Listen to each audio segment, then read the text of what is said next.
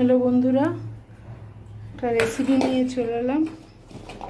বাঁধাকপি রেসিপি। বাঁধাকপি সেদ্ধ করে রেখেছি, আলু তেল গরম হয়ে গেছে, আলুগুলো দিয়ে দেবো। আলুগুলো দিয়ে দিয়েছি, নুন দিয়ে দেবো।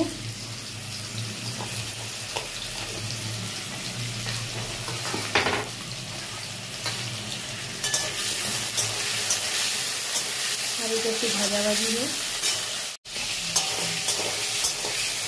হলুদ দিয়ে দিয়েছি, আলুটা ভাজাভাজি হোক, তারপরে কি দিচ্ছি দেখাচ্ছি। আলুটা ভাজাভাজি হয়ে গেছে। এই আলু ভাজার মধ্যেই শুকনো লঙ্কা, তেজপাতা, গোটা গরম মশলা আর জিরে আছে, ফোড়ন দিয়ে দিলাম।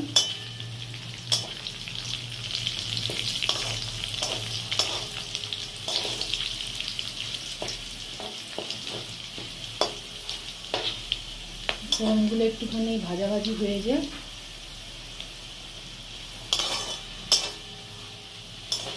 কেন দিলাম দেখতে পাবে, কেন দিচ্ছি। গোটা গরম মশলা আর সাথে আছে রসুন পেঁয়াজ, এটাও দিয়ে দিলাম।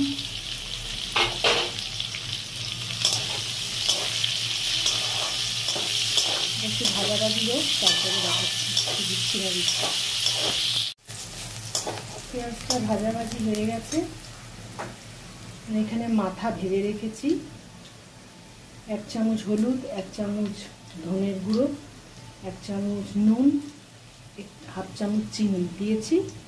আর জিরে বাটা, টমেটো, জিরেটা বেটেছি, টমেটো, লঙ্কা, আদা বাটা, কাঁচা লঙ্কা রান্না।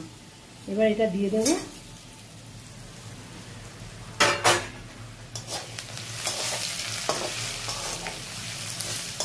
বাঁধাকপিটায় যেহেতু নুন দেওয়া আছে, তো ওই জন্য নুনটা একটু কম দিলাম। আর এই মশলাটা দিয়ে দেবো।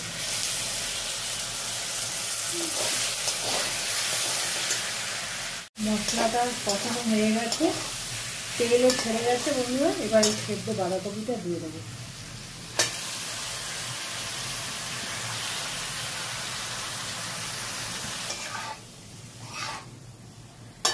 মশলাটা বাঁধাকপির সঙ্গে ভালো করে মিশিয়ে নিই, তারপরে কি দিচ্ছি না দিচ্ছি দেখাচ্ছি।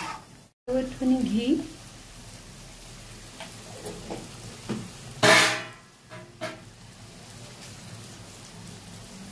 গরম মশলা,